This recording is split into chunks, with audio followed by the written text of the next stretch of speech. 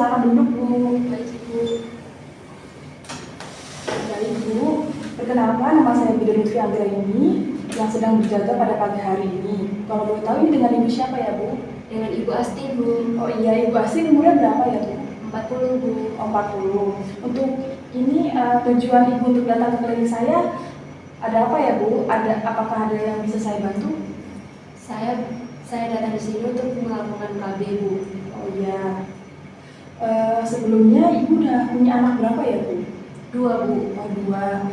Di sini karena Ibu umur udah 40 tahun ya Bu. Iya, Bu. Jadi Ibu tidak ingin mempunyai anak lagi kan Bu setelah usia 40 tahun? Tidak lagi, Bu. Oh iya Bu, kebetulan sekali di sini juga ada jenis-jenis alat kontrasepsi ya Bu. Salah satunya itu MOW ataupun tubektomi. Sebelumnya Ibu udah pernah dengar belum sih Bu apa itu tubektomi ataupun MOW? Belum, Bu. Oh belum. Baik Bu, saya jelaskan dulu ya Bu tentang MOW itu.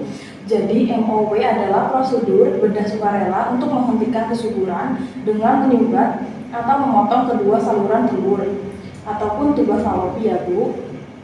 Jadi nanti tuba falopinya itu dipotong Bu biar nanti ketika spermanya masuk itu tidak bisa bertemu ke ovum ataupun ovarium seperti itu Bu. Baik, Ibu. Nah kalau misalkan Ibu ingin melakukan MOW itu banyak banget Bu riwayat medis yang mempengaruhi pelaksanaan operasi. Yang pertama itu riwayat penyakit paru-paru seperti asma dan bronkitis. Apakah Ibu punya riwayat penyakit paru-paru Bu? Tidak, Bu. Kalau sesak nafas seperti itu Bu, seperti asma? Tidak juga, Bu. Udah. Yang kedua ada penyakit infeksi pelvis. Yang ketiga itu post operasi abdomen pelvis. Yang keempat ada riwayat alergi. Apakah Ibu punya riwayat alergi Bu? Tidak juga, Bu. Yang kelima ada riwayat DM ataupun diabetes mellitus. Yang terakhir itu ada obesitas. Nah, sebelum Ibu melakukan tubektomi ataupun MOW itu ada syarat-syaratnya Bu. Yang pertama itu harus sukarela. Jadi sukarela itu sesuai dengan keinginan Ibu tanpa ada paksaan dari siapapun. Jadi Ibu untuk keinginan sendiri ya Bu untuk melakukan MOW. Iya, Bu. Keinginan sendiri. Biasanya kalau sukarela itu harus ikhlas itu Bu untuk dipotong ataupun diikat bagian saluran telurnya. Iya. Yang kedua itu medis. Klien dalam keadaan sehat tidak ada kontraindikasi pelaksanaan MOW. Yang ketiga bahagia dengan terikat perkawinan yang sah dan harmonis serta mempunyai anak yang sesuai keinginan. Karena berarti mungkin Ibu memang dari dulu pengen punya anak hanya 2 saja ya Bu? Iya, Bu. Oh, iya. Nah selanjutnya itu ada indikasi penggunaan alat kontrasepsi MOW ya Bu. Jadi untuk saat ini tuh usia yang paling bagus untuk dilakukan MOW kan di atas 35 tahun Bu. Dan Ibu kebetulan itu kan 40 tahun, berarti Ibu udah pas cocok untuk dipasangkan alat kontrasepsi MOW. Selanjutnya indikasinya yaitu yang kedua ada paritas 2. Yang ketiga yakin telah mempunyai jumlah keluarga yang sesuai dengan kehendaknya. Yang keempat memahami prosedur, sukarela dan setuju. Yang kelima, bila terjadi kehamilan akan menimbulkan risiko yang serius. Jadi disarankan kalau misalkan Ibu nanti udah melakukan tubektomi itu jangan sampai hamil ya Bu, karena itu bisa membahayakan diri Ibu sendiri. Selanjutnya ada kontraindikasi MOW. Yang pertama ada hamil, yang kedua perdarahan pervaginam yang tidak diketahui penyebabnya, yang ketiga itu adanya infeksi sistemik atau infeksi pelvis, yang keempat kurang mantap untuk melakukan operasi tubektomi atau MOW. Yang terakhir kurang pasti mengenai keinginan untuk fertilitas di masa depan. Yang selanjutnya itu saya ingin menjelaskan keuntungan dari MOW ataupun tubektomi ya Bu. Yang pertama itu sangat efektif untuk mencegah kehamilan. Yang kedua bersifat permanen Bu, karena kalau misalnya sudah dipotong ataupun diikat sudah tidak bisa lagi Bu, itu sudah permanen.